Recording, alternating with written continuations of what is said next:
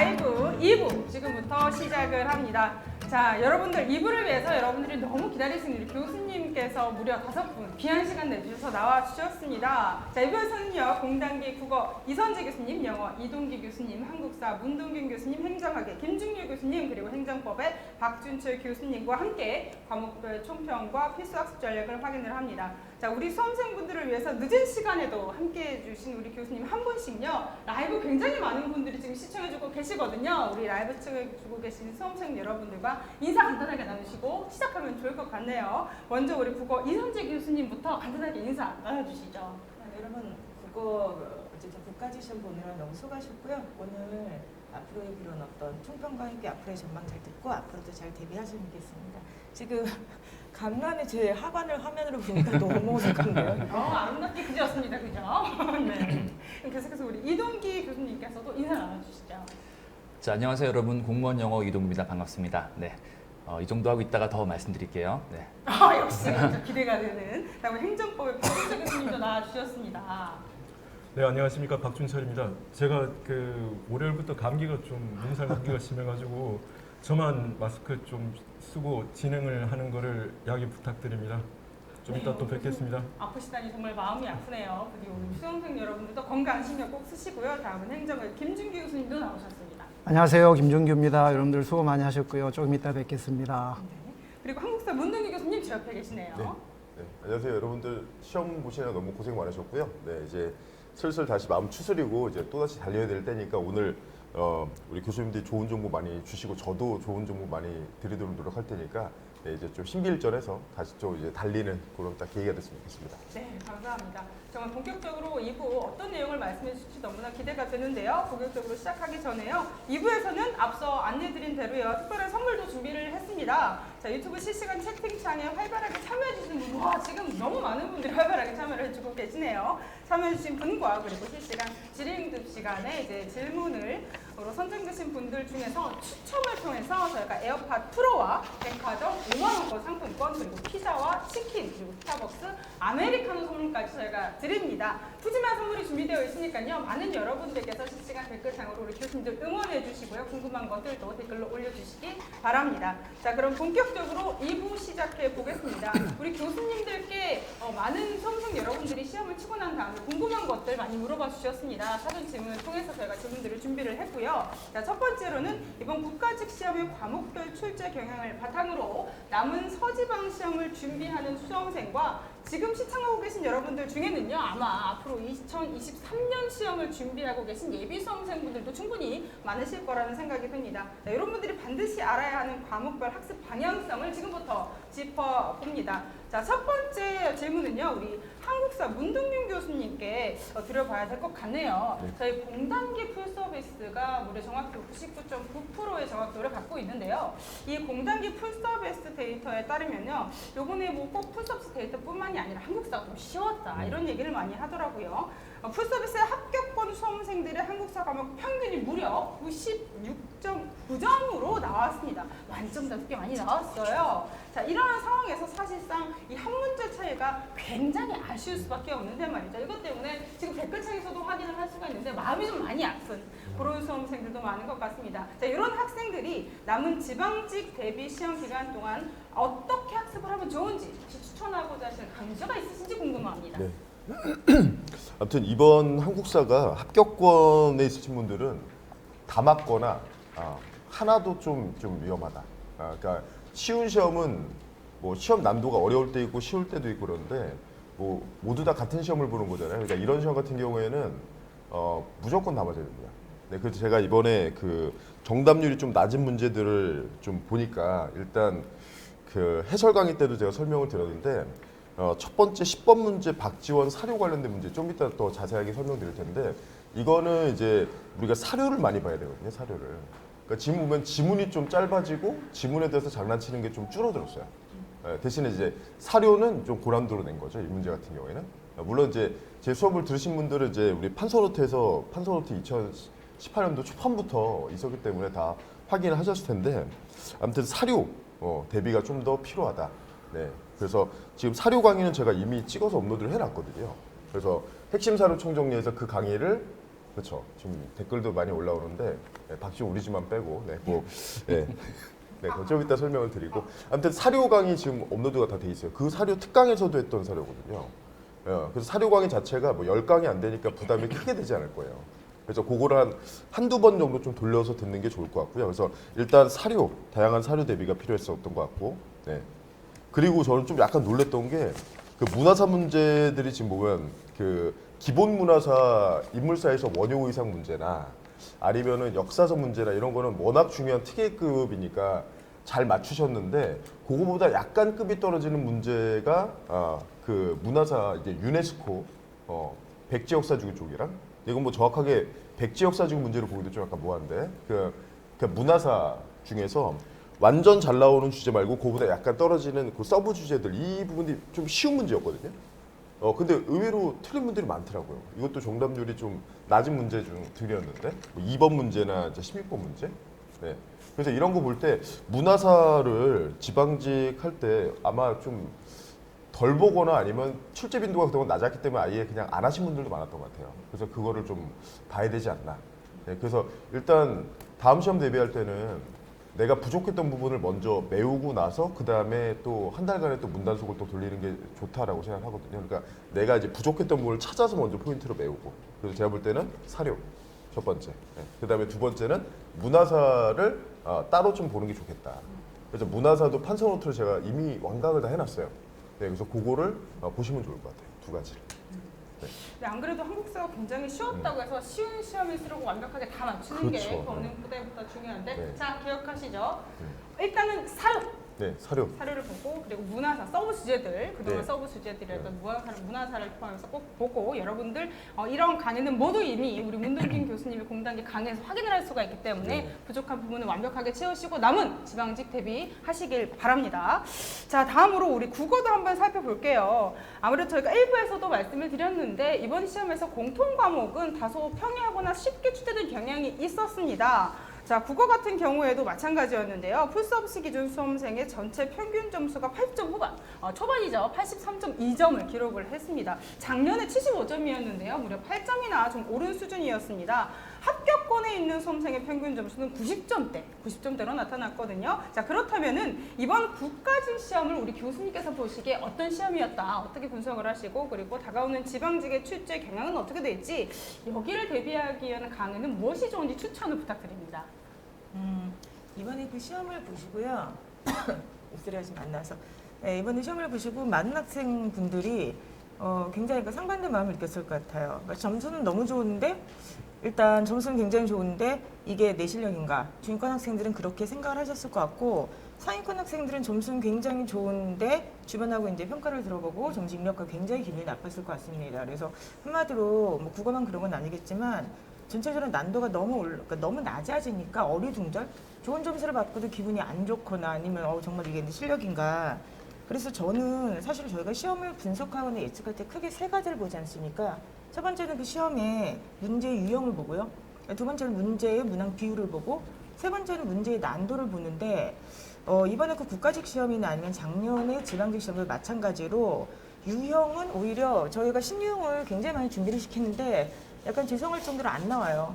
무슨 말이냐면 뭐 독해 같은 경우는 이제 뭐 이해보다도 추론이 더 많이 나오지 않을까, 추론에서도 신유형이 많이 나오지 않을까 해서 열심히 시켰더니 안 나오고 아니면 비율이 적고, 그리고 두 번째 뭐 문학 같은 경우, 그러니까 문학이나 아니면 문법도 지문제 시험 문제라든지 이런 신유형이 많이 나오지 않을까 해서 시켰는데 그런 문제도 뭐 사실 생각보다 안 나와요. 그래서 제가 이제 느끼기로는 신유형을 공부를 하지 말라는 게 아니라 문제 유형이 지금 되게 고착화되지 않았나 이런 생각이 들고요. 그다음에 이제 두 번째 국어의 문항 비율인데 사실 그 문항들도 굉장히 저를 힘들게 하거든요. 그러니까 예를 들어 학생분들이 국어라고 한자를 공부했는데 한자가 안 나오거나 아니면 국어라고 뭐를 공부했는데 그게 적게 나오면 굉장히 힘든데 이번에 국가직 시험 문제 놀랍게도 4년 동안 문제 유형하고 문항 비율이 똑같았어요. 그러니까 문법이 4-5문제 나오고 한자랑 한자성어 한 문제 한 문제 나오고 그 다음에 독해가 이제 9문제에서 10문제가 똑같이 나왔거든요. 그래서 어떻게 보면은 이번에 실시된 지방직 시험도 2개에 있어서는 확실하지 않을까 생각을 해요. 첫 번째는 문제 유형은 기존의 기출 플러스 변형일 것이다. 거기다 약간의 신유형. 그리고 비율 같은 경우도 4-5년 동안 유지되는 것에서 크게 변함이 없을 것이다. 독해가 가장 많이 나오고 그 다음에 이제 따라가는 게 이제 문법이나 아니면 문학이 될 것이고 어휘는 항상 나오듯이 한두 문제 아니면은 뭐 두 문제, 뭐 세 문제 정도 나올 것 같다는 생각이 드는데요. 여러분들 이게 난도예요. 난도가 이렇게 쉬워지게 되면은 학생분들께서 이제 사실 이제 시험 끝난 다음에 어리둥절한 마음이 지금도 있을 것 같아요. 첫 번째는 모르겠어요. 국사는 어떻게 반응할지 몰라도 국어는 이렇게 쉽게 나오면 학생분들이 그냥 본인은 한국 사람이니까 공부를 안 해버리겠다. 그냥 감으로 찍어도 웬만큼 나오지 않냐.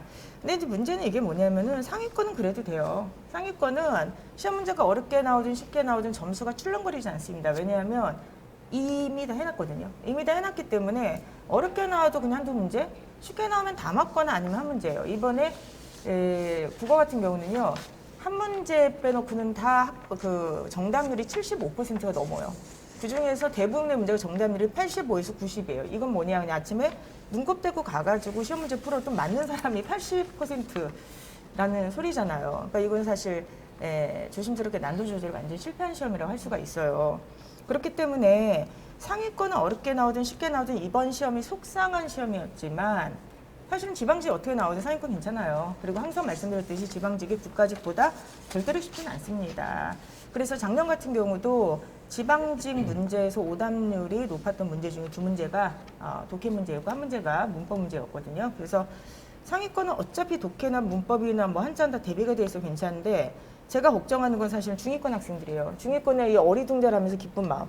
이거 내 실력이 아닌데 기분이 굉장히 좋아. 상위권과 완전 반대죠. 상위권 점수는 좋은데 기분이 나쁘고 중하위권 같은 경우는 점수는 잘 나왔는데 이게 내 점수인가?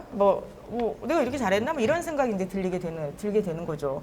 저는 그래서 상위권은 하는 대로 하셨으면 좋겠어요. 유형이나 비율은 동일하고 비슷하고 그리고 난도는 쉽게 나오든 어렵게 나오든 그다지 상위권이 영향 안 받습니다. 근데 만약에 중위권이 지금 받은 점수를 실제 절대 점수라고 생각하는 순간 지방 예선 난도가 조금이라도 올라가면 그대로 점수가 깎인다.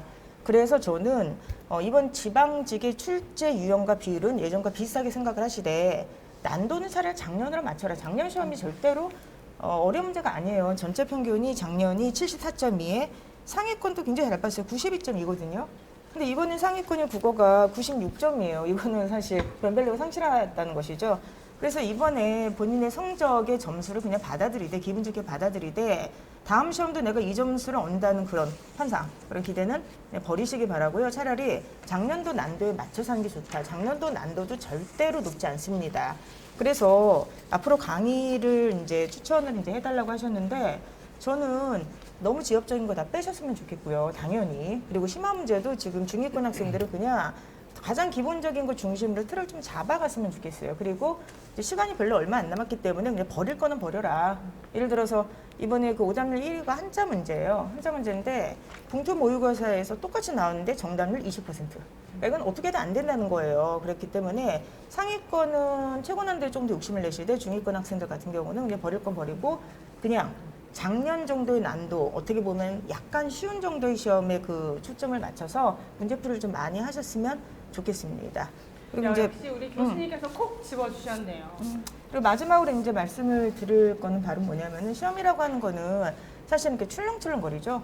그렇기 때문에 제일 중요한 거는 출렁출렁거릴 때 본인 점수가 안정화되는 게 제일 중요하다고 생각을 합니다. 시험이 쉽든 어렵든 사실 우리가 100% 예측할 수는 없잖아요. 저희는 대비를 할 뿐. 그러니까 유형과 비율과 난도를 완벽하게 예측할 수는 없지만 제일 중요한 거는 어떻게 나오든 간에 본인이 높은 점수를 맞아야 된다는 게 제일 중요한 것이니까 지엽이나 심화는 버리되 기본에 충실해서 어떻게 나오든 간에 어쨌든 지금은 국어가 무조건 90점 이상이 나와야 되는 시험이기 때문에 그 점수와 그런 어떤 전체 상위권을 유지할 수 있도록 노력을 좀 하셨으면 좋겠습니다. 네, 우리 이선주 교수님께서 학습법은 물론이고요. 멘탈 관리법까지 같이 말씀을 해주신 것 같아요. 제가요?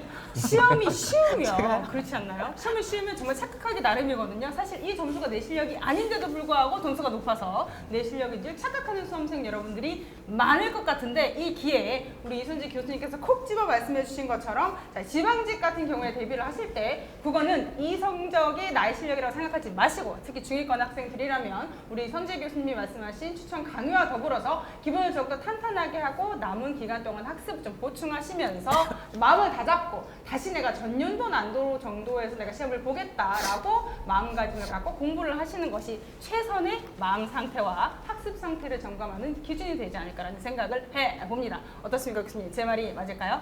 네, 너무 해석 잘해주셔서 항상 감사드립니다. 네, 여러분들 마음 똑바로 차리시고 정신 차려라. 지금 댓글로 많이 올라가는데 네, 정신 차리고 우리 지방직과 합격을 한번 나아가 보도록 합시다. 자, 계속해서요. 행정학, 우리 전문 과목 행정학, 행정법도 많은 수험생 여러분들이 특히 일행은 물론이고 행정법도 많은 직렬 여러분들이 또 공부를 하신 과목이거든요.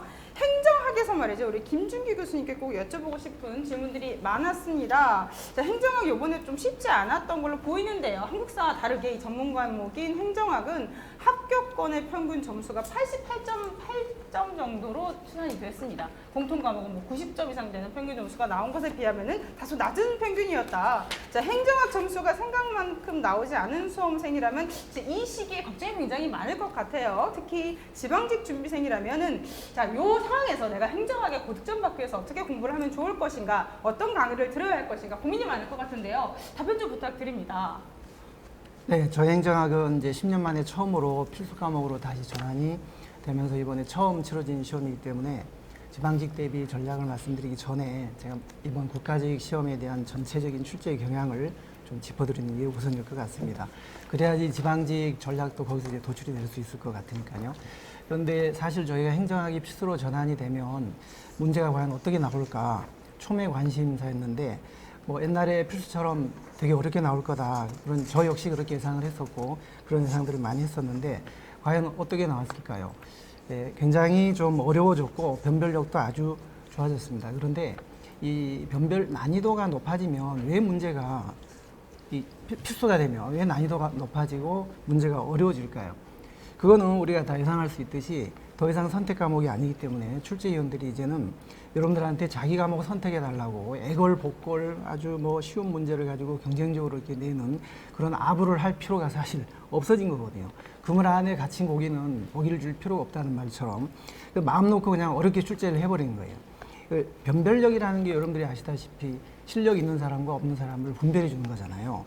그런데 변별력이 높아졌다는 얘기는 공부를 제대로 한 사람하고 그렇지 못한 사람하고 점수 차이가 현격하게 날 수밖에 없다는 그런 얘기거든요. 실제 이번 시험에서도 점수 분포가 30점에서 만점대까지 굉장히 넓었는데요.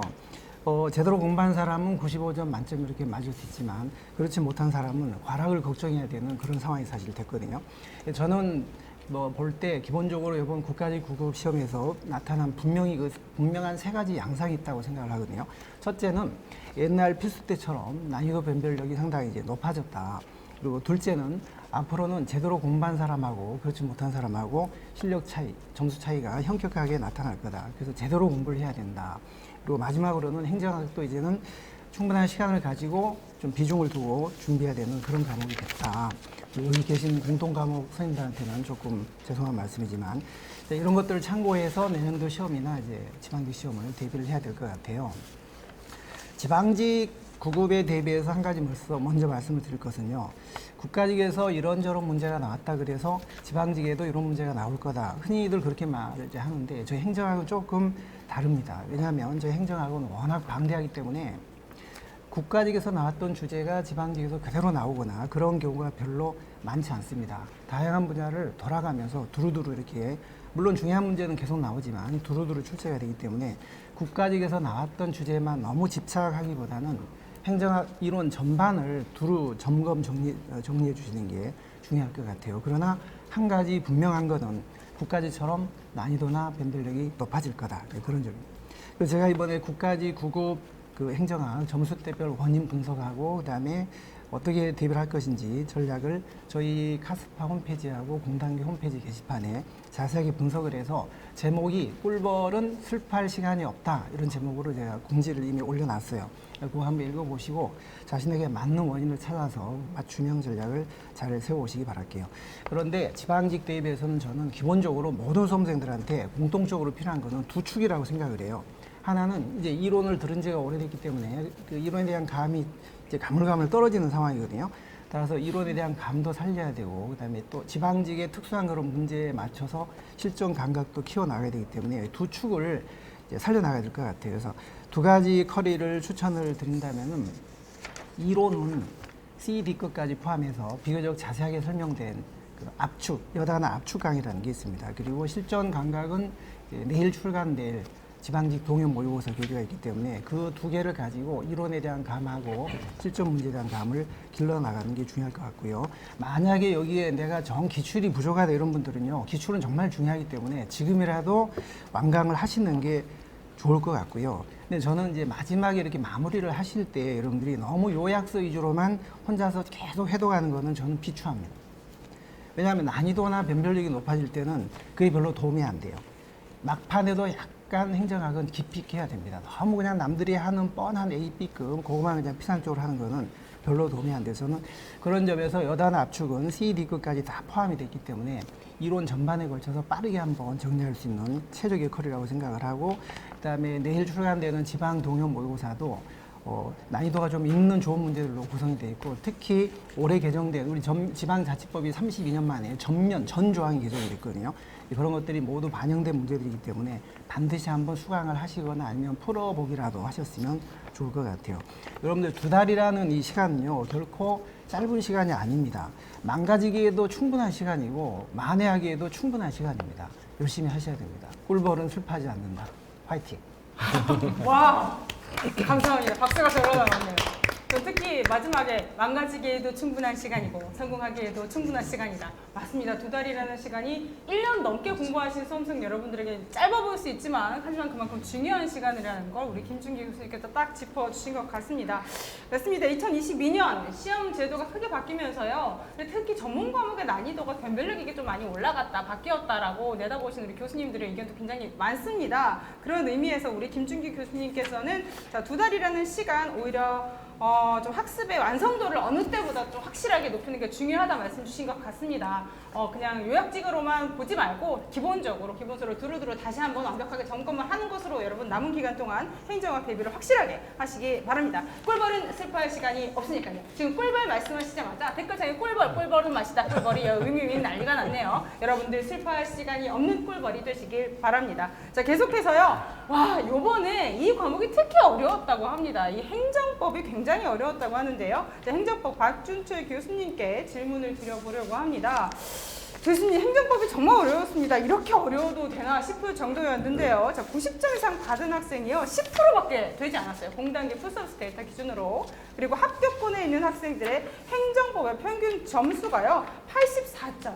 합격권이라고 하면 사실상 무조건 최종 면접까지도 패스하는 그런 번호로 저희가 보거든요. 그럼에도 불구하고 84.8점 정도밖에 되지 않았다. 다른 과목에 비해서 좀 낮은 점수였습니다. 정말 이렇게 어려웠던 시험인데 행정법 공부를 이제 어떻게 해야 될지 다른 과목보다 더욱더 막막할 것 같습니다. 남은 시간 어떻게 좀 준비를 하면 좋을까요? 강좌 추천도 함께 좀 부탁을 드립니다, 교수님. 네, 이번 시험에 특히 행정법 지문이 좀 많이 길게 나왔었거든요. 모든 지문이 길게 나왔었고, 그리고 특히 사례 문제도 4문제나 출제가 되었었습니다. 근데 사실 지문 길이가 길어질 거라는 말씀은 수업 시간 내내 드렸었고, 작년에도 사례 문제가 3문제나 출제가 되었기 때문에 올해도 어느 정도 사례 문제가 나올 거라는 말씀도 내내 드렸었습니다. 그래서 그 문제풀이 같은 경우는 여러분들에게 좀 미안할 정도로 지문 길이도 길었었고요. 그리고 단원별 문제풀이에 사례 문제가 50개 넘게 있었었거든요. 그렇지만 막상 그 훈련을 했더라도 시험장에 가서 그 시험장에서 주는 압박감 뭐 이런 것들 때문에 제 생각보다도 조금 점수들이 조금 낮게 나왔더라고요. 이번 시험의 특징이 그 자주 나오는 판례는 물론 나왔었지만 그 외에도 지금까지 딱 한 번 출제된 문제라든가 죄송합니다. 딱 한 번 출제된 문제라든가 아니면 그동안에 한 번도 출제되지 않았었던 판례들도 출제가 되었더랬었어요. 그래서 아마 더 특히 어렵게 느껴지셨을 거라고 생각을 하는데 사실 제가 수업 시간에 누누이 말씀드립니다만은 그 선 개념을 먼저 이해한 다음에 판례도 먼저 이해한 다음에 암기를 하시라는 말씀을 제가 종종 드렸거든요.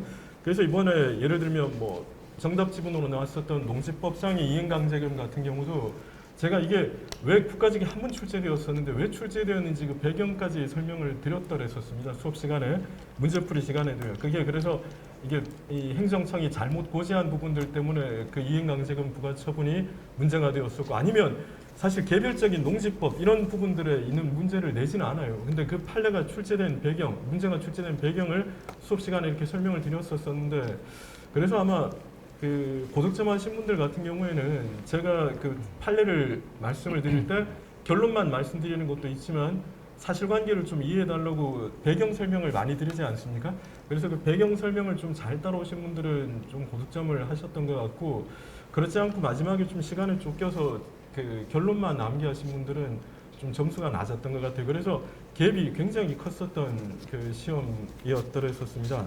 사실 사례 문제 같은 경우에도 이번에 뭐 예컨대 건축허가 철회 같은 경우 매매 계약이 해지되면서 건축허가 철회되는 것도 제가 수업 시간에 사례를 그대로 설명을 드렸었던 것들이 문제가 나왔었지만 막상 이것도 결론만 암기하시고 들어가신 분들하고 그렇지 않으신 분들하고 해서 거기에서 갈라진 것 같아요.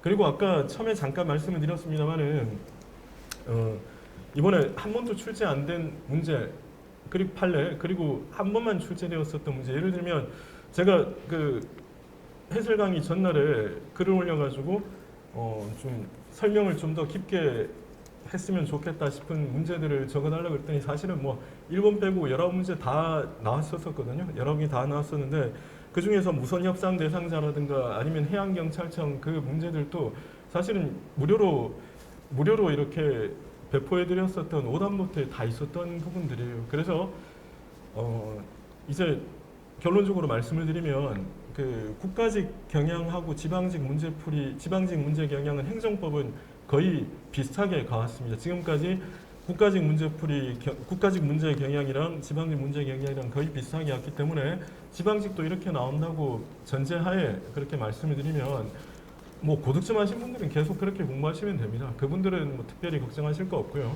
점수대가 60점대, 70점대 좀 머물러 계셨던 분들은 그 무료로 배포해드린 오답노트를 먼저 그거를 숙지를 하십시오. 그 숙지를 하시고 혹시 오답노트 가지고 계시지 않으신 분들은 그 여전히 지금 이벤트를 하고 있거든요. 그러니까 오답노트 부분들을 좀 숙지를 하시고요.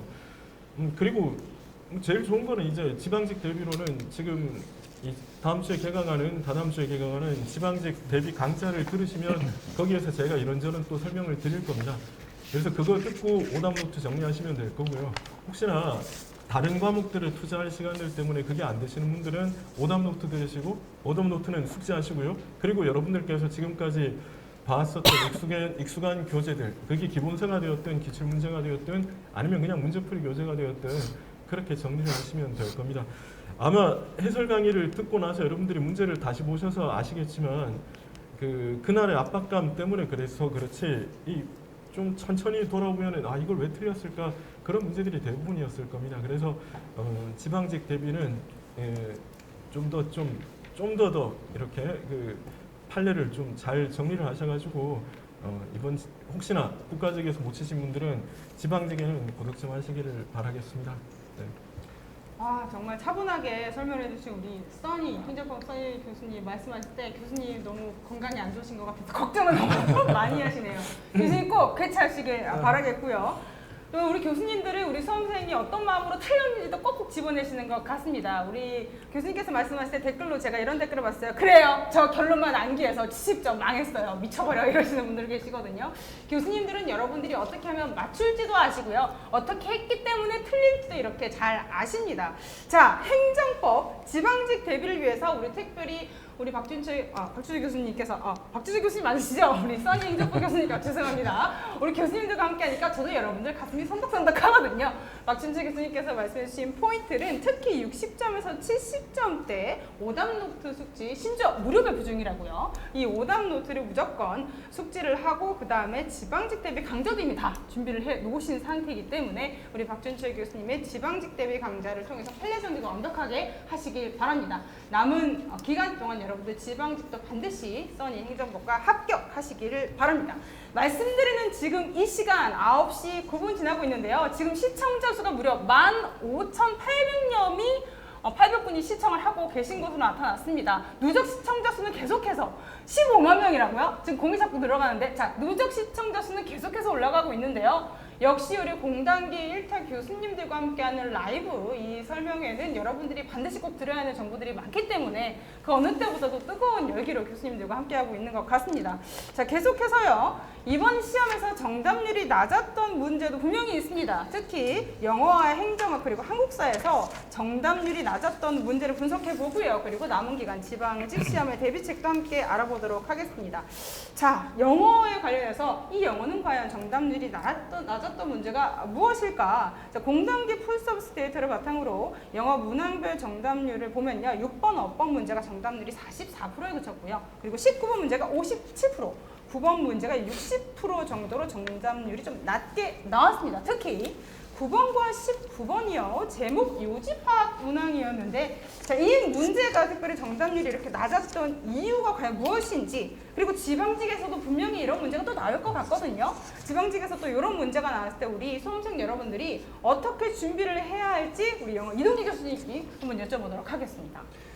네, 이번 그 정답률을 보고 우리가 꼭 분석을 해서 지방직 대비할 것이 있는데요. 일단 먼저 어법 문제인 6번 문제가 정답률이 44% 가장 낮았는데 이 문법 하나 사실 되게 복잡한 문법인 경우는 틀릴 수 있다고 봅니다. 근데 문제는 사실 57%와 60%의 독해 문제인데요. 이 독해 제목 요지 문제거든요. 근데 사실 이 독해 문제에서 가장 난이도가 낮은 문제 그리고 가장 시간이 덜 걸리는 문제가 원래는 제목 문제입니다.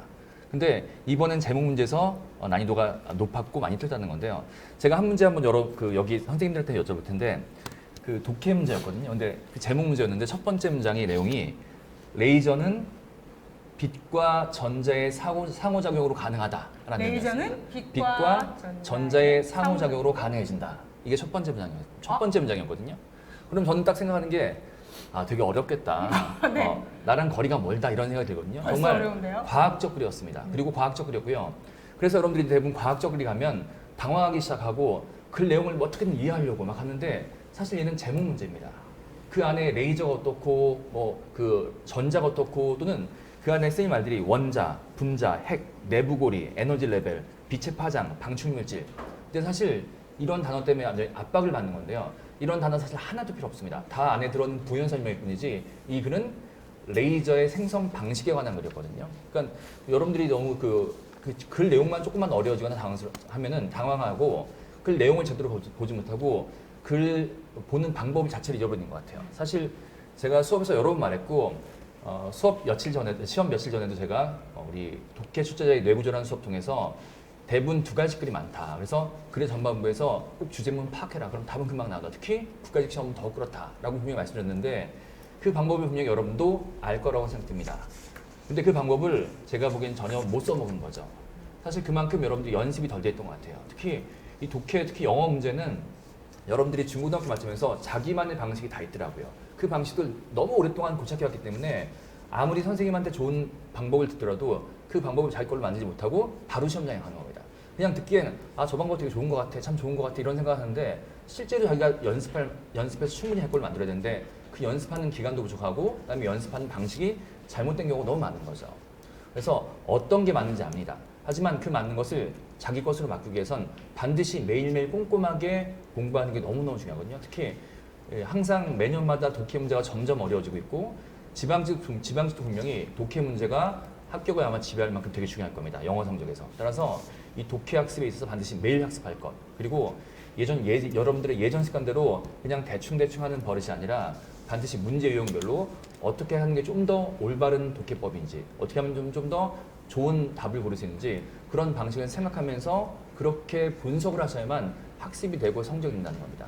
그래서 좋은 방법도 너무너무 알죠. 선생님들 만나면 다들 좋은 방법 말씀하시는데 이걸 매일매일 연습하는 거 그리고 그 연습이 혼자 안 이루어진다면 선생님 강의를 들어서라도 세뇌당하고 생각하고 같이 해보는 게 너무너무 중요합니다.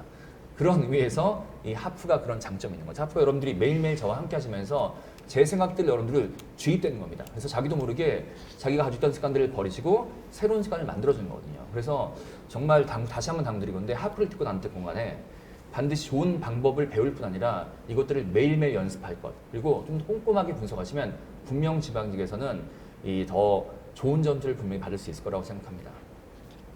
저도 지금 교수님께서 레이저와 양자와 전자를 얘기하시는데 뇌가 멈추더라고요. 우리 많은 댓글로도 수험생 여러분들이 레이저 꺼져, 양자 저리 가라고 하시는데 우리가 이런 속임수에 넘어가지 않으려면 이동기 교수님의 말씀처럼 연습이 정말 중요한 것 같습니다. 자, 이동기 교수님과 함께 매일 하프 모의고사로 준비를 하신 여러분들이라면 이번 시험 오히려 쉽지 않았을까라는 생각도 조심스럽게 제가 해보는데요. 자, 남은 지방직 시험에도 여러분들 잊지 마시고 교수님과 함께 매일 꾸준히 연습하실 수 있도록 교수님의 베테랑, 교수님의 팁 이런 것들을 바로 내 것으로 체화시킬 수 있는 남은 2달을 그렇게 사용하시길 바랍니다. 여러분 잊지 마세요. 매일 이동기와 하프. 자, 기억하시기 바랍니다. 자, 계속해서요. 자, 행정학에서도 정답률이 낮았던 문제가 있었습니다. 우리 김준기 교수님께 여쭤보려고 하는데요. 자, 행정학에서는 7번 문제가 정답률이 43%로 가장 낮았습니다. 자, 이 문제에서는요, 특히 수험생들의 27%가 3번을 선택을 했는데 이 3번이 오답이란 말이죠. 자, 수험생들이 3번 오답에 빠진 이유는 무엇인지, 자, 지방직에서도 이런 문제에 걸리지 않으려면, 유혹받지 않으려면 어떻게 좀 준비가 필요한지요? 네, 그 7번 문제가 사실 중요한 문제고요. 지방직에서도 또 나올 수도 있는 그런 문제거든요. 그리고 이번 국가직 9급 행정학 시험의 특성을 가장 상징적으로 대표해주는 또 그런 문제이기도 합니다. 이번 행정학 시험에서 정답률이 낮았던 문제가 한 서너 문제가 있었는데요. 7번, 9번, 18번, 그게 한 40%대로 낮았는데 특히 그 중에서도 7번에 그 나카무라 스몰우드, 저는 왠지 일본 학자 나오면 기분이 좀 안 좋긴 한데요. 나카무라와 스몰우드의 정책 집행 모형, 고지 협재관이라는 우리 그런 암기법 문제가 있었는데 정답률이 43%, 오답률이 무려 57%나 됐거든요. 근데 사실 이 문제는요, 2년 전에 국가직 9급 시험에서 앞으로 훨씬 더 난도가 높게 나올 수 있다는 것을 예고가 이미 된 문제였어요. 그래서 저희가 기계적인 결론만 암기하거나 기계적인 암기법만 대입하거나 이렇게 하지 말고 정확한 이해가 이제 선행이 돼야 된다고 엄청 강조를 해왔던 문제였는데, 그런데 이번에는 조금 더 어렵게 출제가 돼서 공부량이 부족했거나 결론만 암기했던 사람들은요, 어쩔 수 없이 틀릴 수밖에 없는 좀 어려운 문제였습니다, 사실. 정답은 4번인데요. 학생들이 이제 2번으로 23%, 3번으로 27% 이렇게 답을 한 이유가 아마 그 2번, 3번이 꼭 매력적인 오답이어서가 아니라 4번 지문이 확실히 틀렸다는 확신을 이제 못 가지다 보니까 그냥 뭐 자신감 없이 근거 없는 뭐 그런 근거도 없는데도 그냥 2, 3번으로 밀려간 것 같아요, 슬그머니. 4번 지문의 경우에 그게 틀린 지문인데요. 그 답인데 지시적 인가형이라는 거는 결정자가 구체적인 목표까지 정해주고 사실 수단이나 이런 것들은 행정적인 수단, 기술적인 수단은 집행자가 강구하는 그런 모형이거든요. 근데 4번 지문에서 뭐라고 되어 있었냐면 결정자가, 정책 결정자가 구체적인 목표나 수단까지를 모두 강구한다 이렇게 되어 있기 때문에 그게 확실히 틀린 지문이거든요. 그걸 이제 놓치다 보니까 2, 3번으로 이제 간 것 같아요. 2번 같은 경우는요, 재량적 실현가형인데 재량적 실현가형은 정보가 부족하기 때문에 결정자가 추상적인 목표만 제시를 하고 나머지 구체적인 목표 설정, 수단의 강구 이거는 집행자가 다 하는 거예요. 이건 정확히 맞게 편이 된 지문이거든요. 그리고 3번 지문 같은 경우도 관료적 기업가형을 얘기했는데 관료적 기업가형은 집행 관료가 기업가 역할을 한다는 거니까 결정자는 거저 허수아비고 집행자가 목표나 수단을 모두 강구한다.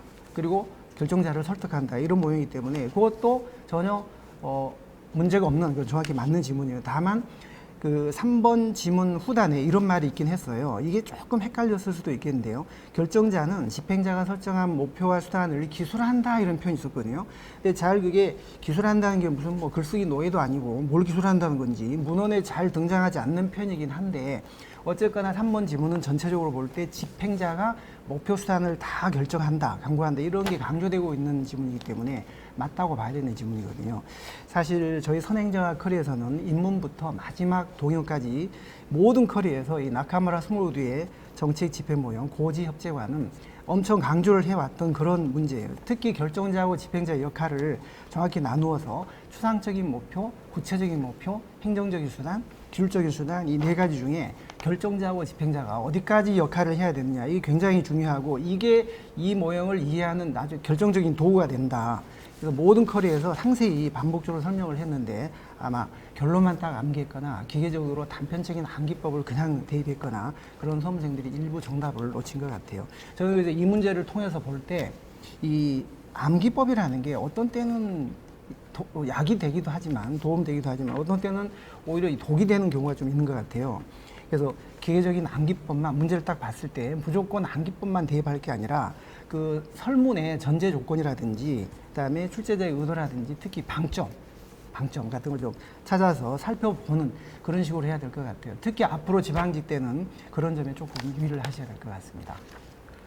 네, 안 그래도 우리 댓글창에 행정법이 어려웠다, 낙가무라 싫다 계속 이렇게 올라서 낙가무라가 뭐길래 이렇게 싫어하는 건가 했는데 역시 우리 김충기 교수님께서는 거기에 대한 내용도 이전 강의에서 모두 대비를 해 오셨습니다. 우리 김충기 교수님과 함께 행정법 열심히 공부하신 분들이라면 오히려 지금 고득점으로 좀 미소를 짓고 계실 것 같은데 그럼에도 불구하고 점수가 생각보다 낮게 나오신 분들도 걱정하지 마십시오. 우리 김충기 교수님께서 지방직 대비를 위한 강의도 준비를 다 해 오셨고 누구보다도 완벽한 고득점을 위해서 팁과 비법을 알고 계시기 때문에 걱정하지 마시고 김준기 교수님과 함께 60을 대비 완벽하게 해 나가시길 바랍니다. 자, 그럼 계속해서 한국사도 물론 쉬웠다고 얘기는 하지만 그럼에도 불구하고 정답률이 낮았던 문제가 있습니다. 지금 다른 교수님들께서 말씀을 하실 때 교수님만 보여서 다른 교수님들은 뭐 하실지 궁금하시죠? 다른 교수님들께서도 여러분처럼 다른 교수님들의 말씀을 들으실 때 고개를 끄덕끄덕 하시면서 집중을 하고 계시거든요. 여러분들도 앞으로 남은 시간 동안 우리 교수님들과 함께 교수님들의 말씀에 집중을 해주면 좋을 것 같아요. 자, 한국사 문동긴 교수님. 자, 아무리 쉬웠다고 하는데도 그중에서 10번 문제가 정답률이 그중에서 낮았습니다. 네. 60% 정답률이라고 하면 뭐 높아 보일 수도 있지만 이번 한국사의 난이도를 생각을 하면 사실상 굉장히 좀 낮은 그런 문제였다. 정답률이 낮았다 보이는데 수험생 19%가 오답인 2번을 선택했는데요. 자, 이 정답과 오답 사이에서 수험생들은 왜 헷갈릴 수밖에 없었는지 그리고 이런 방향을 바탕으로 지방직도 뭐 똑같이 쉽게 출제되리라는 보장은 없지만 남은 지방직 시험 대비 기간 동안 어떻게 대비를 하면 좋을지 교수님의 의견을 부탁드립니다. 네. 자, 이번 한국사 문제 중에 그래도 오답률이 이제 제일 높았던 그러니까 정답률이 제일 낮았던 그 문제가 10번 문제인데요. 근데 딱 그 제가 생각했던 대로 여러분들이 그 틀린 게 2번을 많이 고르셨는데 딱 그렇게 됐던 것 같아요. 근데 이게 왜 이런 결과가 나왔을까 좀 생각을 해보면 그 이제 시험 문제를 볼 때 지금 요 문제가 박지원의 한전론 사료인데 뭔가 제한을 둬야 된다라는 그 내용은 아셨을 거예요. 근데 이 원사료를 본 적이 없는 거죠. 그러니까 이제 한전론은 이 기제에서 이익을 고른 분들이 많지 않았을까라는 생각이 들어요. 그럼 이 문제를 맞추기 위해서 어떤 과정들이 필요했었냐 생각해 보면 이 문제가 실은 그 기출 문제를 보면요, 그 문제가 좀 쉬워지니까 기출을 좀 조금 보고 싶죠. 그런 생각이 좀 드실 거예요. 근데 이 문제가 2019년도 경찰 시험에서 2차 때 나왔던 문제 사료예요. 그러면 기출을 다른 직렬에서 필요한 내용들을 봤다면 거기서 한번 걸러졌을 거라는 거죠. 네. 또는 제가 판서노트에 2018년도 이 문제 이전이죠. 2018년도에 이미 판서노트 처음 만들 때부터 넣어놨던 사료예요. 그래서 그 사료를 좀 잘 봤으면 그래도 좀 해결이 되지 않았을까. 네. 그래서 뭐 제가 드리고 싶은 얘기는 뭐 실수를 하면 안 돼요. 쉬운 시험에서는 절대로 실수하면 안 되니까 이 문제 같은 경우에는 일단 사료를 아까도 얘기했지만 사료 특강에서도 제가 다뤘거든요. 그러니까 사료를 꼭 봐야 됩니다. 사료를.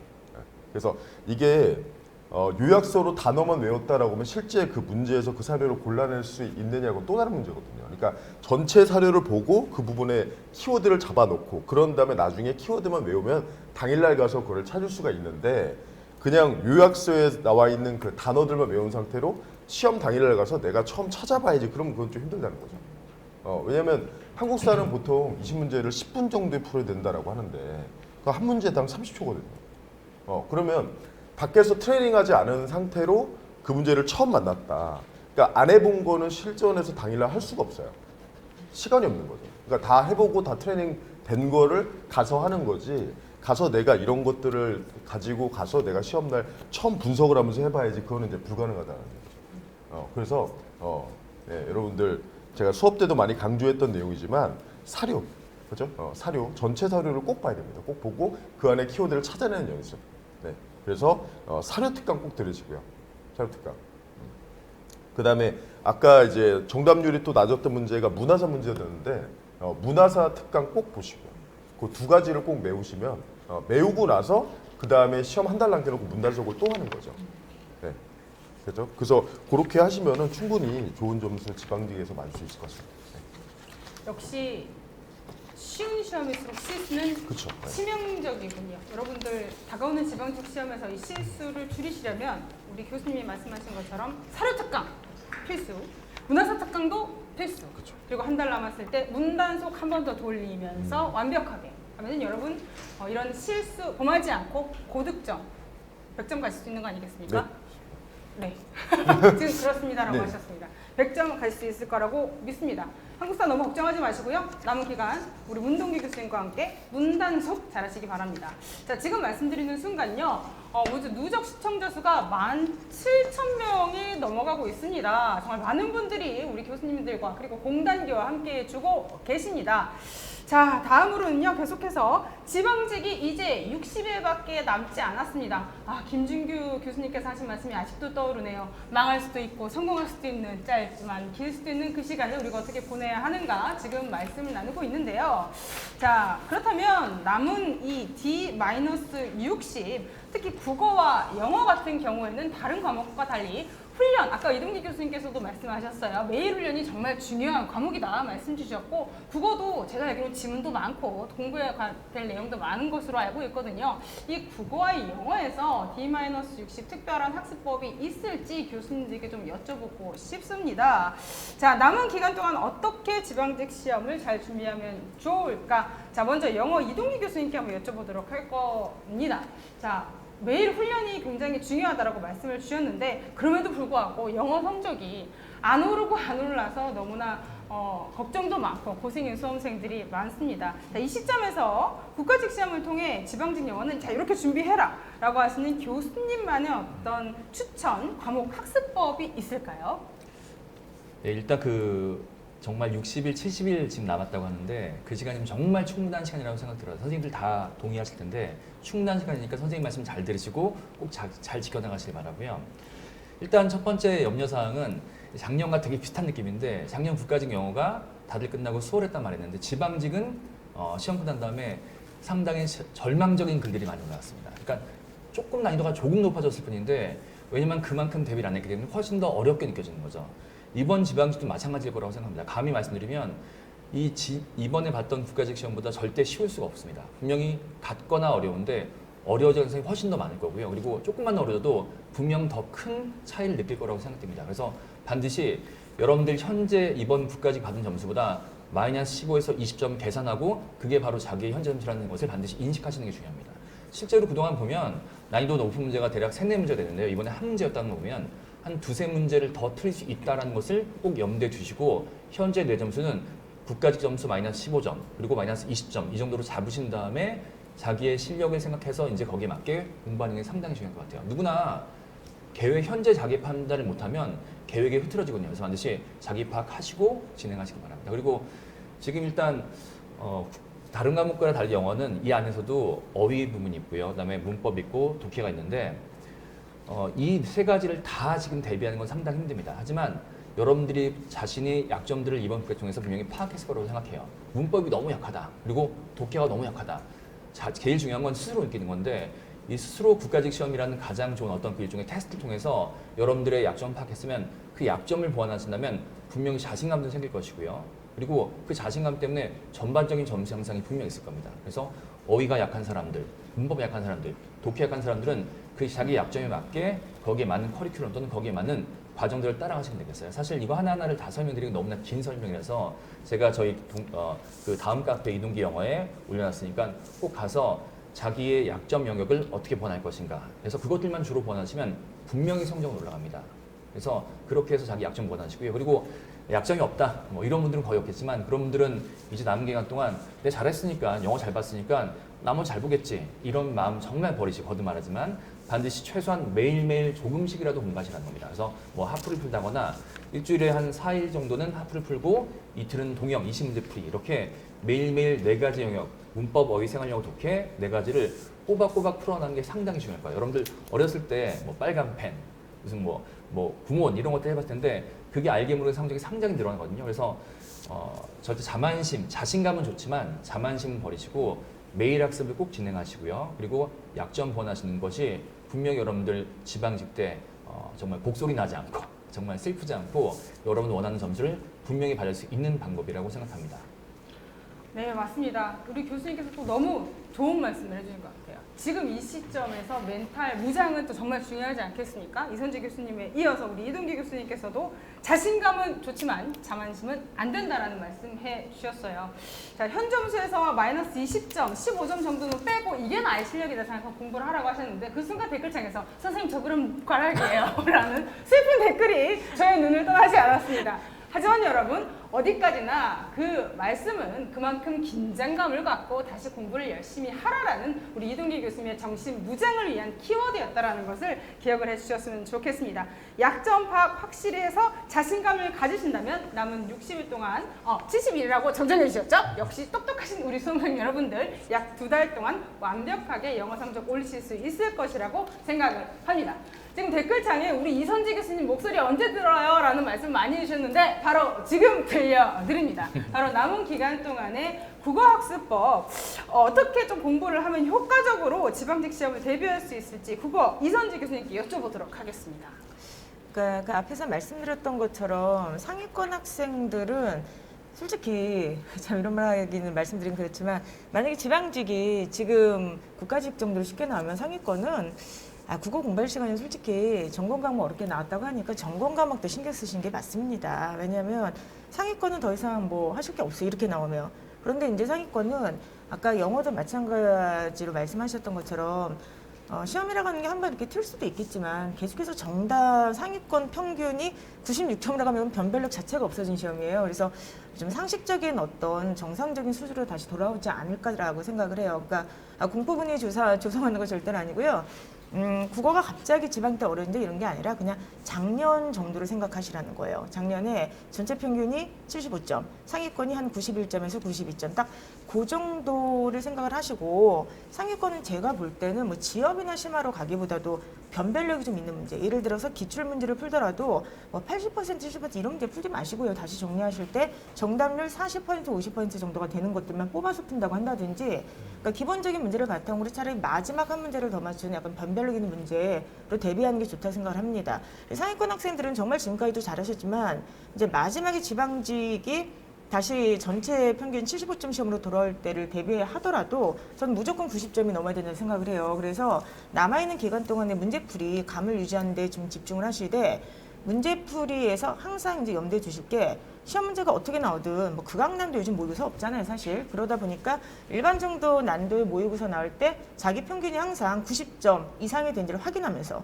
90점에서 떨어진 모의고사라고 한다면 그 이유가 뭔지를 좀 분석하면서 이렇게 대비하는 게 맞다고 생각을 합니다. 근데 중위권은 아까 얘기했던 것처럼 자만에 빠지면 절대로 안 되고요. 그 점수가 여러분들 점수지만 전체 그 퍼센티지를 보게 되면은 합격권은 절대로 아니에요. 그래서 지금 오히려 좀 필요한 거는 어쨌든 기본적인 실력의 함양, 그러니까 압축 정리를 하시고요.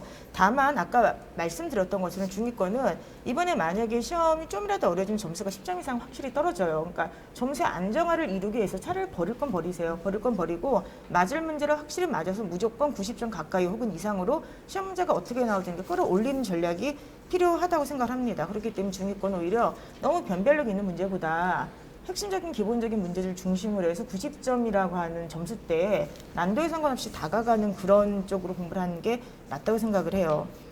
조금만 좀 자세하게 말씀드리면 일단 문법 같은 경우는 작년이나 올해나 저 이번 세계 참 국어 시험에서 1위가 이제 한자 문제였고 2위가 문법이었어요. 근데 2위가 오답률 제일 높은 게 문법이었는데 그러니까 워낙 다른 문제들이 쉬웠기 때문에 걔가 2위로 올라갔다는 생각을 하지만 근데 어찌 되었든 문법은 오답률 5에서 한 번도 빠진 적이 없어요. 그렇기 때문에 문법은 심화나 난도 높고 지엽을 빼시되 기본적인 것을 다시 한번 잡고 문항수는 3개에서 한 4개뿐이 안 나올 거예요. 그런데 중요한 거는 지금처럼 난도가 평이한 시험에서 문법에서 들면 사실 답이 없어요. 그렇기 때문에 여러분들 문법은 어떻게 나오든 할 수 있도록 3문제 4문제가 나오더라도 할 수 있도록 하시고 문학은 개념어와 지문을 연결하는 거 중심으로 깔끔하게 기출 위주로 정리하시면 될 것 같아요. 그리고 한자 같은 경우는 이게 참 그러니까 보통 이제 적중되면 기분이 좋아야 되잖아요. 시험 보기 바로 전에 풀었던 모의고사, 봉투 모의고사 6회에서 똑같이 나왔는데 기분이 별로 좋지 않았던 게 정답률이 20%예요. 그래서 저는 이렇게 생각해요. 이제는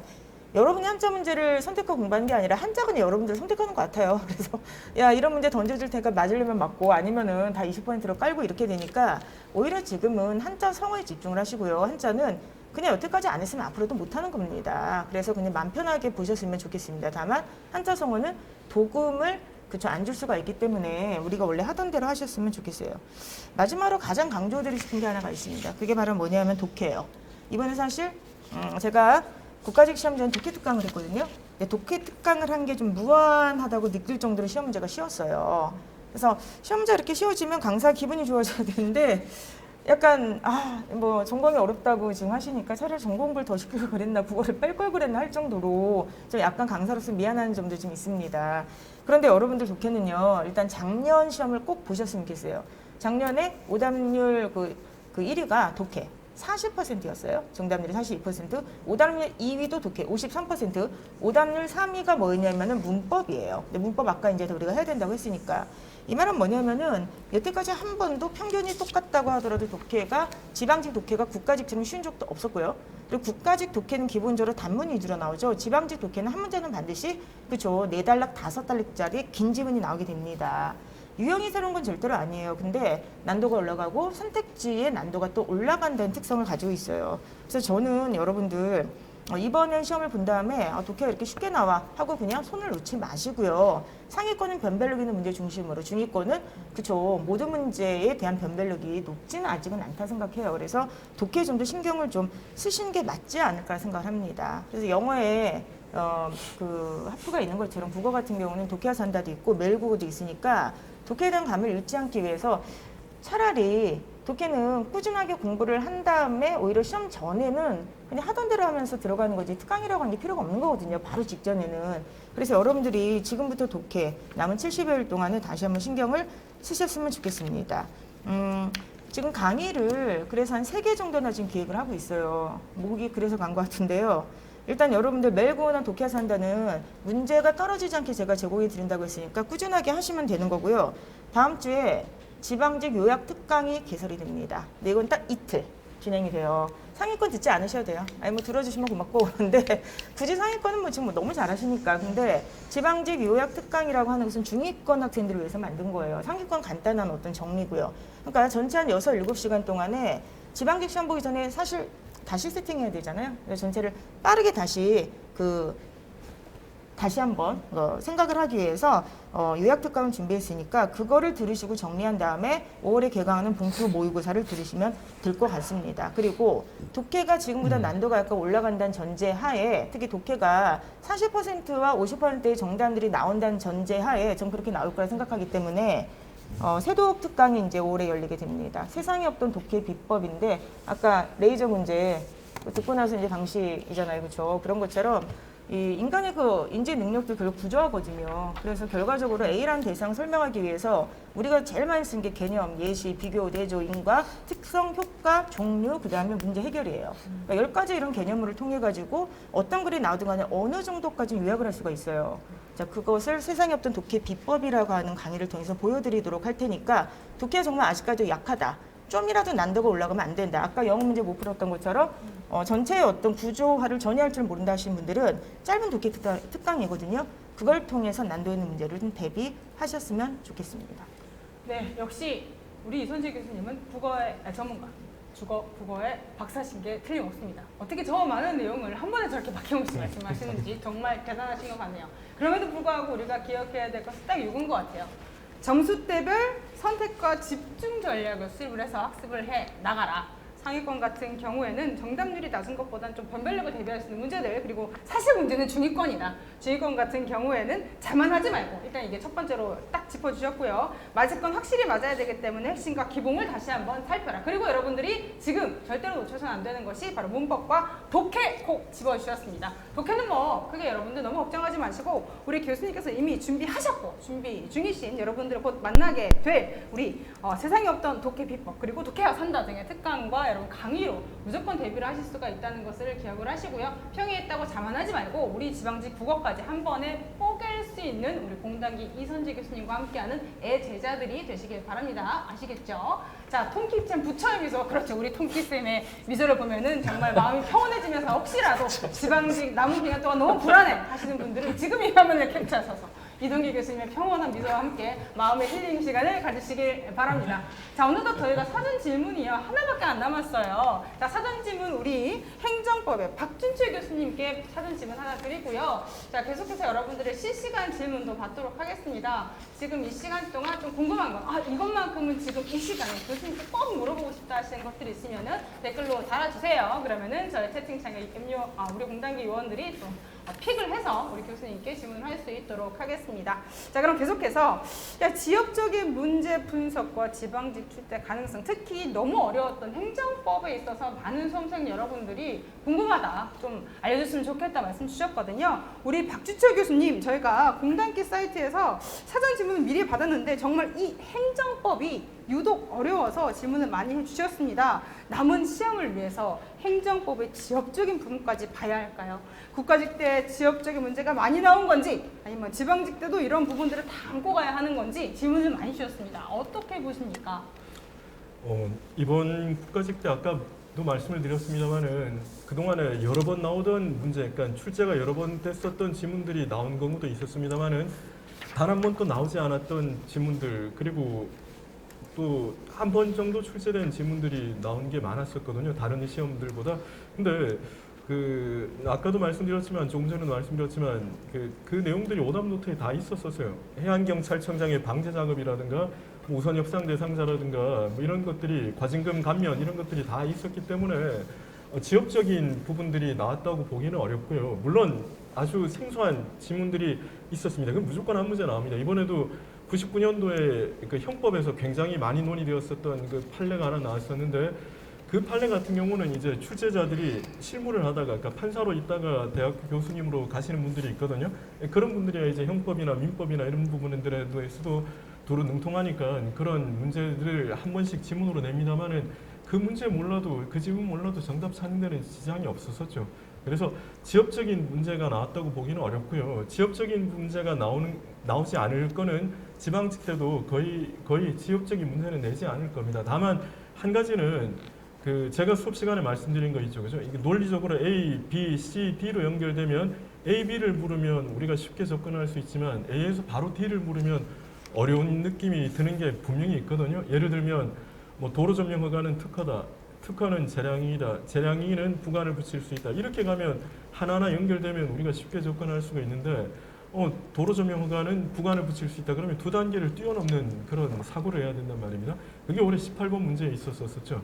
18번 문제에서 행정심판과 관련한 이의신청 관련된 부분들이 있었었는데, 제가 이 부분들은 상세하게 해설 강의에서 설명을 드렸기 때문에 해설 강의를 참고를 해주시고요.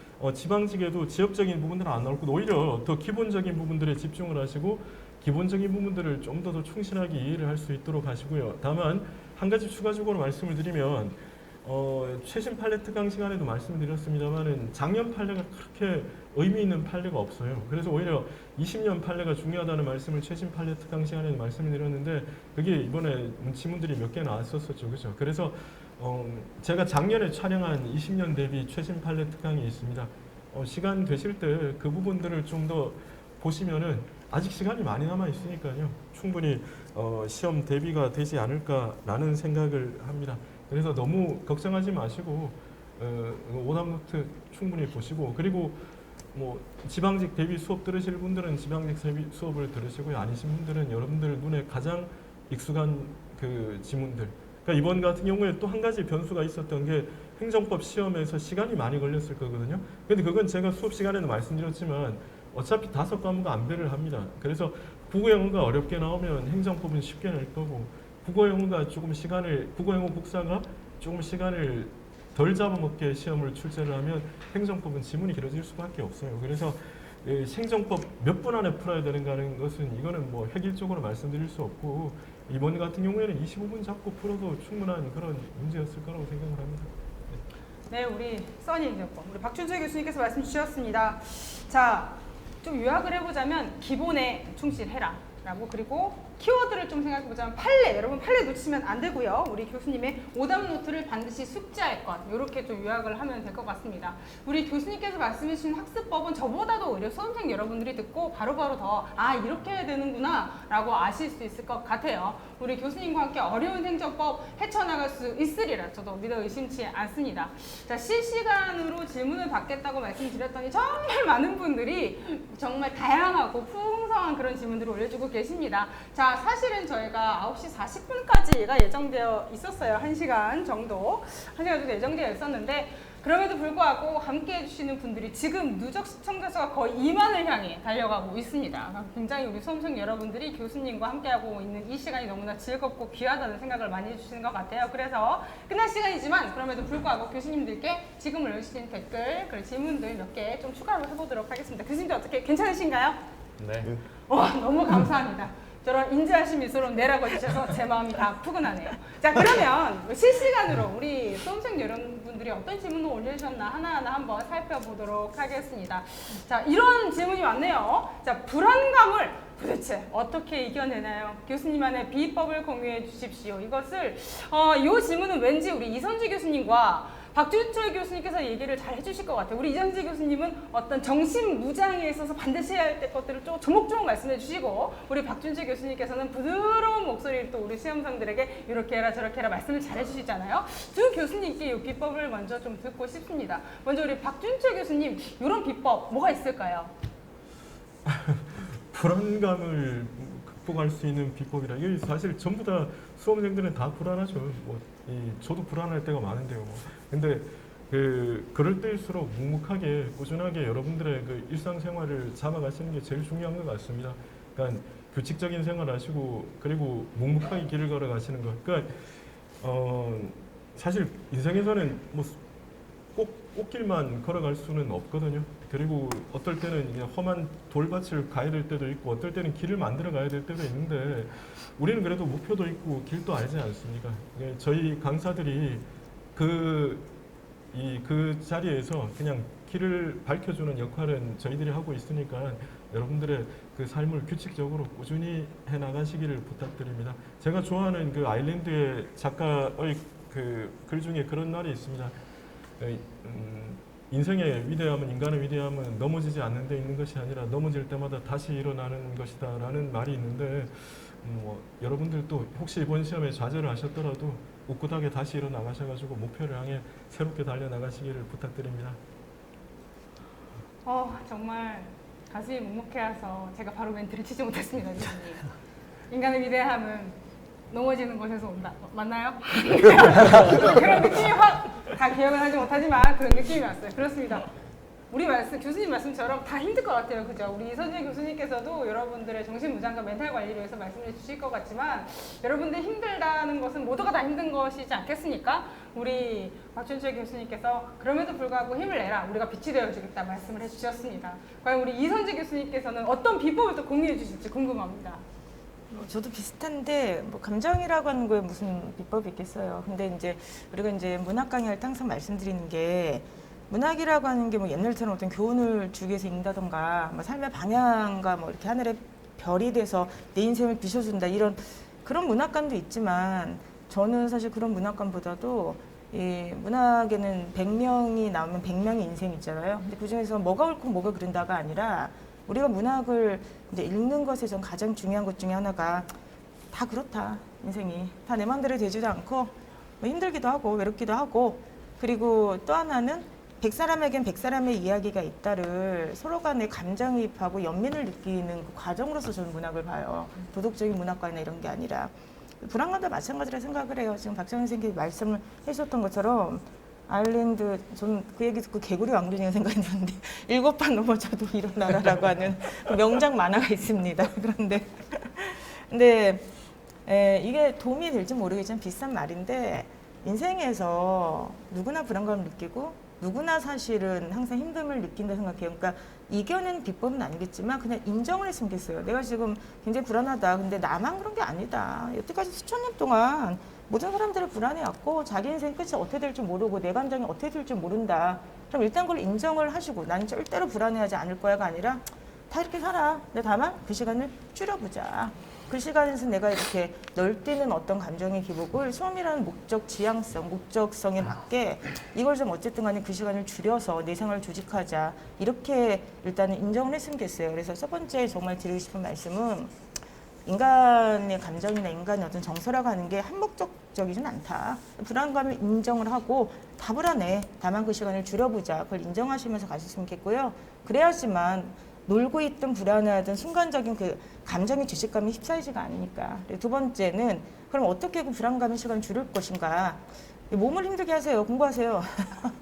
공부하세요, 여러분들. 그러니까 몸을 힘들게 할 때 감정이 조금 어떻게 보면 좀 진정이 되지 않습니까? 어차피 저희 몸 안에 어쨌든 감정이라고 하는 게 그게 어쨌든 이렇게 있는 것이니까 표현이 되는 것이니까 그럼 몸을 힘들게 한다는 게 너무 힘드시면 나가서 그냥 뛰시고 그날 하루에 한 2시간 정도는 정말 땀이 날 정도로 이제 걷기도 하시고 그리고 또 하나는 무조건 앉아있는 시간을 늘리세요. 그 시간 안에 집중하든 순공하든 않든 그건 중요하지 않다고 생각해요. 그래서 차라리 몸을 힘들게 하시면은 그러다 보면은 내 불안감의 감정이 사라지진 않아. 사라지진 않아요. 그 인정하세요. 근데 줄어들지 않을까. 힘들 때마다 여태까지 모든 인류사에서 모든 인간들이 그렇게 살아왔다를 생각을 하시면서 조금이라도 위안을 좀 받으셨으면 좋겠습니다. 아, 맞습니다. 참 살면서 얼마나 힘든 일이 많을까요? 이제 말씀하시는 거 들으면서 댓글창을 보니까 맞아요. 힘들었어요. 맞아요. 많이 하시는데 그렇습니다. 우리 이선재 교수님 말씀처럼 오히려 저항하고 거부하기 때문에 그 불안감이라는 것이 더 크게 느껴지고 더 힘들게 느껴지는 것 아닌가라는 생각이 드네요. 오히려 그것을 쿨하게 인정하고 그 시간에 오히려 이성적으로 공부, 내가 해야 할 것들에 집중을 하다 보면은 그런 불안감들이 다스려지지 않겠느냐. 우리 이선재 교수님께서 충분히 그 마음 아신다고 또 공감을 해주셨습니다. 여러분, 여러분만 힘든 것이 아닙니다. 여러분이 힘든 것 우리 교수님들도 모두 알고 계시고요. 우리 모든 수험생 여러분들이 같이 힘들어하고 있습니다. 그렇기 때문에 우리가 더욱더 공단기가 여러분들의 합격을 위해서 더욱더 노력을 하는 것이고 우리 교수님들께서도 이 늦은 시간 여러분과 함께 해주기 위해서 한달음에 달려주신 것 아니겠습니까? 자, 실시간 댓글 여러분 혹시 질문해주세요 했더니 우리 교수님들께서 앞서서 학습법을 너무나 완벽하게 해주셔서 그런지 실시간 질문은 멘탈관리법이 궁금해요. 비법을 알려주세요. 이런 질문들이 좀 많은 것 같아요. 자, 다음 질문은 우리 이동기 교수님께서 딱 해주시면 좋을 것 같다는 그런 생각이 듭니다. 자, 국가직 시험, 정말 어려웠죠. 힘든 분들은 또 힘들었을 것 같아요. 자, 국가직 시험을 이분이 망쳤다고 합니다. 멘탈 회복이 좀 안 되는데 어떤 마음가짐으로 하면 좋을까요? 질문 주셨네요. 네. 자, 그 시험을 망친 후 이제 멘탈 회복인데 여러분이 믿지 않을지 모르지만 저는 항상 안전한 삶을 추구하기 때문에 대학도 안전하게 지원을 하고 모든 것에 안전하게 지원해서 사실 시험 때문에 떨어져 본 적은 없거든요. 그래서 표정이 그러시죠?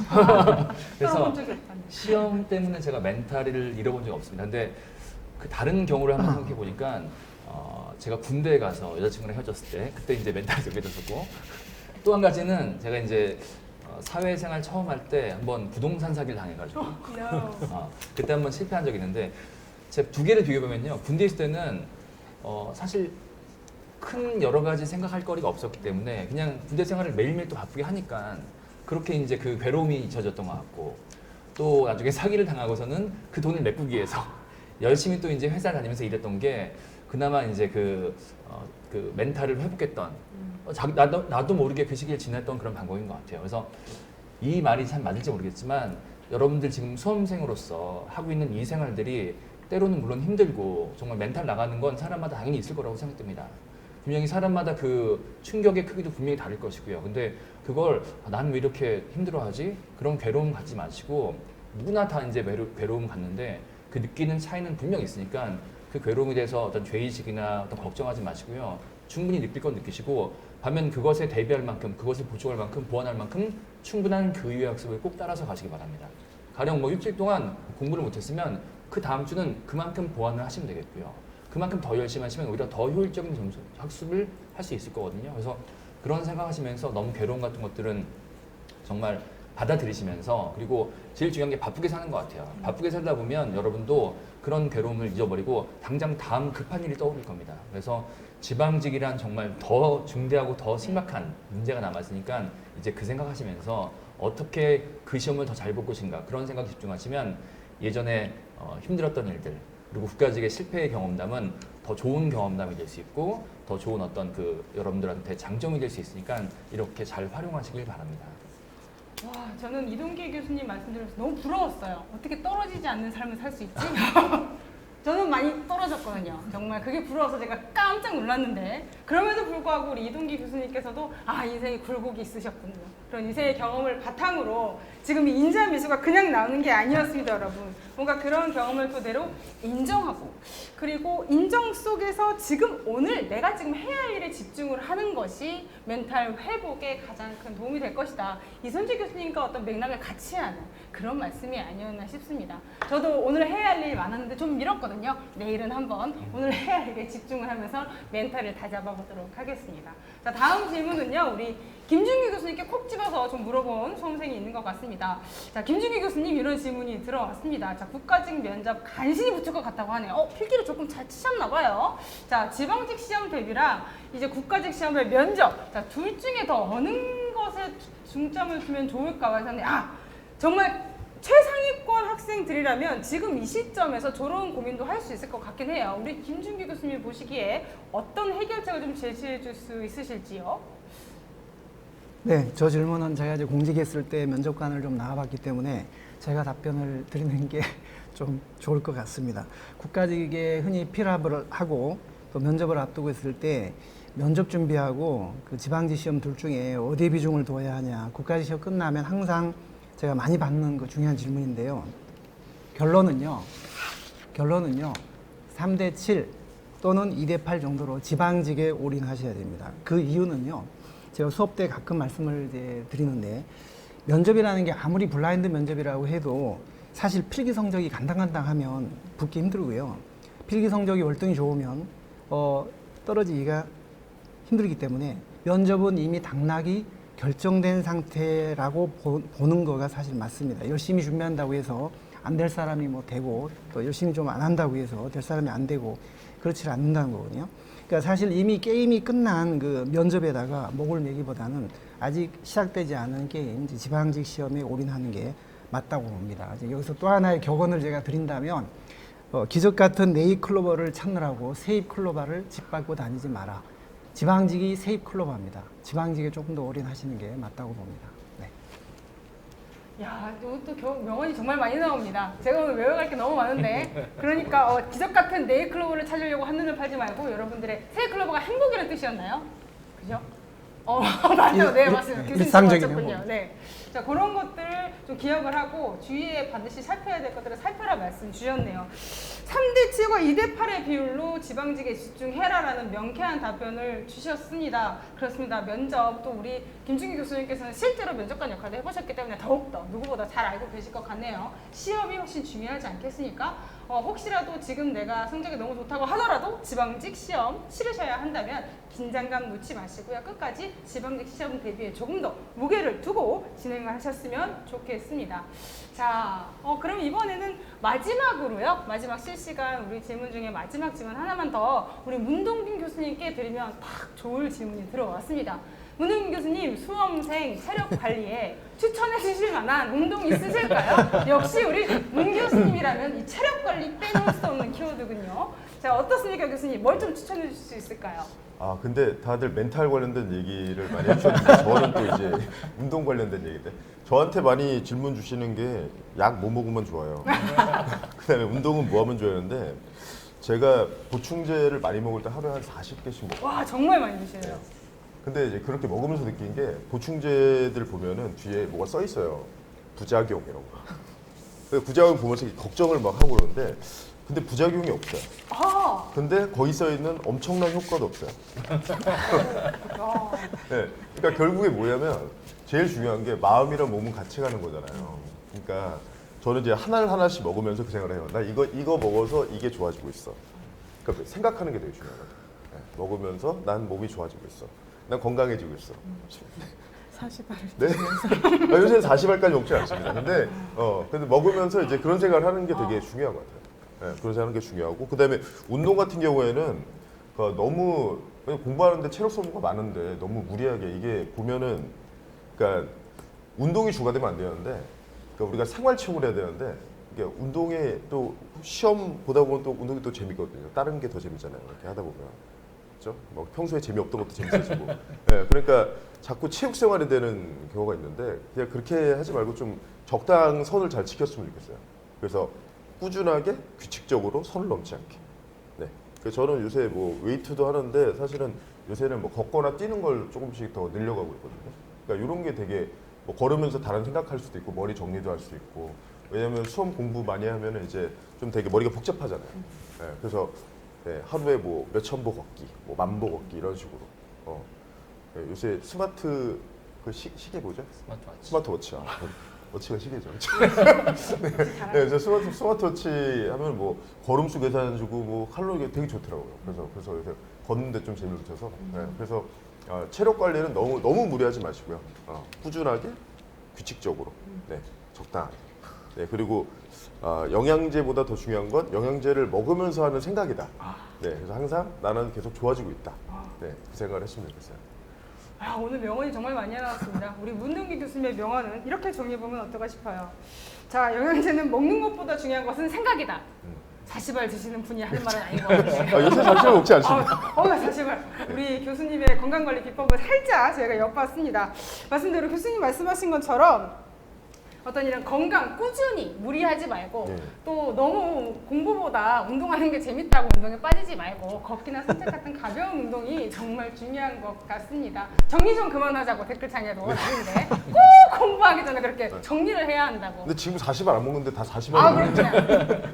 이렇게 해서 방송에 무섭습니다. 40알 트는 순간 40알 운동으로 기억이 되는 이 효과. 여러분 지금은 안 드신다고 합니다. 네. 자, 우리 이렇게 해서요. 우리 문동긴 교수님께 체력 관리 비법도 살짝 저희가 엿들어봤습니다. 우리 교수님들 하시는 말씀 잘 들어보면 꾸준히 그리고 성실하게 그리고 선택과 집중, 점수대별 이게 실력벌이겠죠. 이렇게 나에게 꼭 필요한 것들을 하는 것이 중요하다. 그리고 또 하나가 인정하고 오늘 해야 할 일에 집중하자라는 것도 키워드로 나온 것 같습니다. 교수님들께서 과목별로 학습법 조목조목 짚어주셨지만 정말 중요한 것들, 그 핵심이 되는 것들은 앞서 말한 그런 요약되는 키워드들에서 여러분들이 남은 기간 학습 전략 기준으로 세우시면 어떨까 하는 생각이 드네요. 자, 애플워치 그만 치시고요. 애플워치 그만 치시고요. 자, 이렇게 해서 오늘 여러분들께를 위해서 준비한 곰단기 최고의 교수님과 함께하는 2022년 국가직 총평과 지방직 대비 전략을 알아봤습니다. 자, 지금 방송 함께하고 계신 분들 누적 시청자 수가 2만 명이 훌쩍 넘은 것 같은데요. 자, 그동안 고생한 우리 수험생분들은 물론이고 지금 보시는 분들 중에는 공무원 시험을 고민 중인 예비 수험생 여러분들도 많이 보고 계실 것 같아요. 자, 마무리하기 전에 우리 교수님들 좋은 말씀 많이 해주시긴 했는데 그래도 우리 마지막 인사를 안 나눠볼 수 없죠. 우리 교수님 한 분 한 분 인사 들으면서 우리 이번 시간 마무리하려고 합니다. 먼저 제 옆에 계신 문동균 교수님부터 오늘 함께 하신 소감과 우리 수험생 여러분들에게 마지막으로 꼭 하고 싶으신 말씀 부탁드립니다. 어떤 의미 있는 자리를 또 이렇게 함께해서 너무 좋고요. 이제 국가직 보고 많이 힘들었을 텐데 좀 추스려야 될 시간이 아닌가 생각합니다. 그래서 이제 그나마 이제 이번 지방직은 또 시간적 여유가 좀 있어서 좀 다행이긴 한데 이제 요 시험 보고 나서 이제 며칠 좀 충분히 푹 쉬었으면 이제는 조금씩 좀 달려가야 되지 않을까. 네, 그래서 조금만 더 힘내줘서 목표가 이제 또 보이니까 오늘부터 또 달리셨으면 좋겠습니다. 네, 여러분들은 달리실 수 있습니다. 자, 계속해서 우리 이동기 교수님께서도 한 말씀 부탁드립니다. 자, 아까도 뭐 멘탈 회복 그런 얘기 했었는데 일단 국가직 시험 보느라고 너무너무 정말 고생 많았습니다. 예, 정말 수고 많으셨고 정말 잘했다는 말씀 드리고 싶어요. 시험 잘 보신 분들 정말 잘했고 시험 못 보신 분들도 그 긴장감 속에서 시험 보시느라고 정말 고생 많았고요. 그 다음에 제 입장을 말씀드리면 사실 선생님들이 이렇게 오셨는데 여러분들께 이렇게 정말 한 말씀이라도 도움이 된다면 이렇게 와서 얘기하는 게 너무너무 행복한 것 같아요. 정말 여러분들 이제 지방직 시험에 이 말이 조금이라도 도움이 돼서 그 길로 이제 합격이 되고 점수가 오른다면 저희한테는 정말 그 보람되고 기쁜 일이 아닌가 싶습니다. 그래서 이런 자리 준비해 주신 그 학원에 너무너무 감사드리고 수험생 여러분들도 저희가 이렇게 준비한 것들 꼭 실행해 나갔으면 좋겠어요. 아까 말씀드렸지만 좋은 말들, 좋은 것들은 너무너무 많은데 그것들 실행하지 않으면 닿게 되지 않거든요. 그래서 이런 좋은 얘기들을 듣고 정말 좋은 얘기로 믿음이 가시면 꼭 따라서 가셔서 해내시면 더 좋은 결과를 얻을 거라고 생각됩니다. 남은 시간 충분한 시간이니까요. 열심히 준비하시고 궁금하신 것들은 늘 물어보시고요. 그래서 대답 얻으셔서 해답 얻으셔서 거기에 대한 준비를 충분히 하시면 꼭 지방직 여러분들 원하는 점수 얻을 수 있을 거라고 믿습니다. 여러분들 끝까지 파이팅 하세요. 감사합니다. 우리 이동기 교수님과 함께 끝까지 파이팅 할 수 있을 것 같네요. 자, 계속해서 이선지 교수님께서도 인사 부탁드립니다. 수업 시간에 이제 가끔 말씀드리는데 달리기 같은 거잖아요. 그런데 저희가 이제 달리기를 할 때 물론 저는 문동 선생님처럼 운동 안 좋아해요. 달리기도 안 좋아하지만은 제일 힘들 때가 이제 결승전 바로 앞에 제일 숨찰 때지 않습니까? 그래서 여러분들이 지금 얼마나 불안해하고 힘드실까 생각하면 안타깝기도 한데 지금 힘드신 만큼 어떻게 보면 결승전 바로 앞에 있다 생각을 해요. 그래서 숨차고 힘드신 분들은 잘하고 있는 것이니까 조금만 더 힘을 내시고요. 아직 숨차지 않는다 좀 달리세요. 좀 달리시고 그러셨으면 좋겠습니다. 그리고 무엇보다도 건강 정말 그 신경 쓰셔서 아직 어쨌든 간에 그 몸 아프지 말고 건강하게 수험생활 끝까지 건강한 몸과 마음으로 여러분께서 잘 마무리를 하셨으면 좋겠습니다. 어쨌든 저도 나머지 특강 때 또 뵙도록 하겠습니다. 감사합니다. 아프지 말고 달려! 이선지 교수님이 한 말씀 있었습니다. 다음은 박춘채 교수님도 한 말씀 부탁드립니다.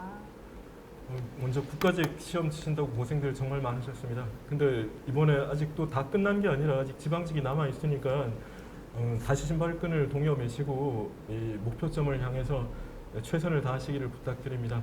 원래 정상이 가까울수록 길은 가파르기 마련입니다. 지금이 제일 힘드신 시간들일 건데 이 시간들을 묵묵히 이겨내시면 여러분들이 원하는 결과를 또 얻어내실 수 있을 겁니다. 최선을 다하시기를 부탁드립니다. 감사합니다. 감사합니다. 선생님 아프지 마세요 라고 또 댓글 올라오네. 아프지 마시고 우리 교수님들 모두 아프지 마세요. 자, 마지막으로 우리 김준규 교수님도 한 말씀 부탁드립니다. 나름대로 열심히 행정학을 가르친다고 하고는 있지만 시험이 끝나면 항상 느끼는 게 이런 점을 좀 더 강조해 줄 걸 뭐 그런 아쉬움이 늘 남고 부족한 점을 많이 느낍니다.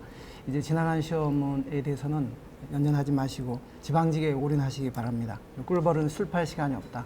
화이팅! 꿀벌은 슬퍼할 시간이 없다. 슬퍼하지 마시고 여러분 꿀벌 달려나가시기 바랍니다. 네, 이렇게 해서 오늘 준비한 모든 내용을 여러분들에게 말씀드렸습니다. 자, 정말 끝 마무리 멘트 하기 전에요. 그거 한번 해보려고 해요. 우리 교수님들 아시고 계실지 모르겠는데 요즘 이게 유행이라고 합니다. 자, 여러분 마지막으로 우리 공단기와 공단기 교수님이 사랑하신다면 우리 댓글창에 파란 하트 공단기 불러 올려주세요. 하면은 파란 하트가 올라와야 된단 말이죠. 파란 하트 올려주세요. 올라오나요? 올라오나요? 꿀벌들 때문에 지금 우리 꿀벌 때문에 파란 하트 올려주시는 분들이 꿀벌 하트 아직까지 가고 있거든요. 그럼 올라요. 파란 하트 공단기 불러 올라오고 있습니다.